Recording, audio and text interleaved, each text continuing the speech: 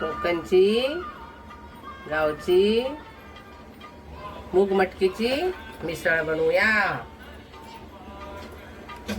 मूग मटकीची मिसळ बनवूया. मग आता आपण राई जिरं टाकूया. राई जिरं तडतडलं की हिंग टाकूया. हिंग टाकला. हिंग झाला टाकून. हिंग टाकल्यावर कढीपत्ता. कढीपत्ता थोडा चट्ट ठेवायचा. नंतर लसूण टाकायची. लसूण झाली टाकून चांगली तिला परतायची. लसूण चांगली परतून घेतल्यावर चांगली लाल अशी होऊन द्यायची.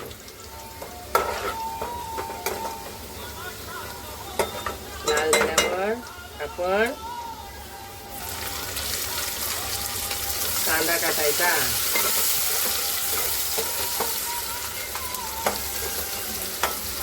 आता कांदा टाकूया. कांदा टाकून चांगला फ्राय करूया. फ्राय करून चांगला लाल गुलाबी बनवायचा. कांदा लाल परतून झाला तर आपल्याला टोमॅटो टाकायचा. टोमॅटो टाकायचा. एक वाटी टोमॅटो टाकायचे.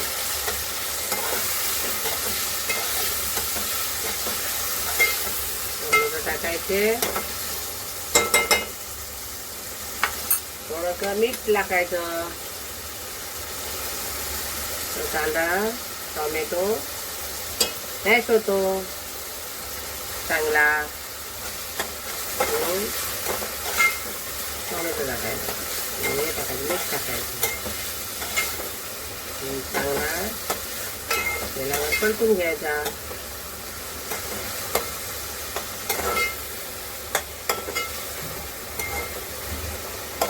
टोमॅटो आता मॅश झालेला आहे.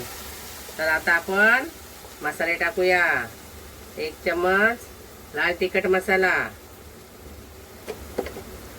1 चम्मच कांदा लसूण मसाला. 1 चम्मच मिसळ मसाला. मिसळ मसाला झाल्यावर हे आपला गोडा मसाला आहे. गावठी गोडा मसाला. कांदा खोबरंचा मसाला. त्याला गोडा मसाला म्हणतात आमच्या मराठी माणसं.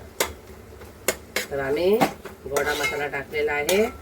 आणि परत मसाला चांगला परतून घेतलेला आहे.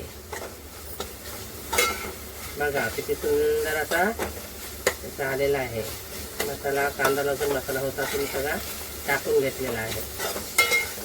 तिखट त्याला आवडतं त्याला तसं टाकावं. आम्हाला तिखट लागतं म्हणून आम्ही तिखट टाकलं आहे.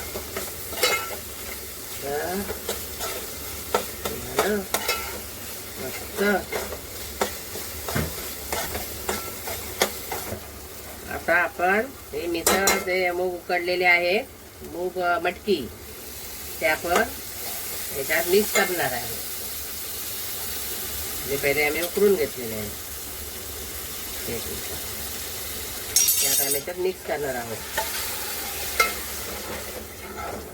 मूग मटकी मिक्स करून थोडं आपल्याला पाहिजे तेवढं पाणी घालायचं आहे. हळद टाकायला थोडी विसर. मी आता थोडं पाणी ओतते. पाणी ओतून आम्हाला कसं 4 माणसांना 5 माणसांना हवी अशी आम्ही बनवतो मिसळ. तुम्हाला जेवढी हवी असतील तसे तुम्ही बनवू शकता. आम्ही याच्या 5 माणसांच्या हिशोबाने आम्ही बनवलेलं आहे. तुमचे जसे तुमच्या हिशोबाने तुम्ही बनवू शकता. आता चांगली उकळी द्यायची आहे.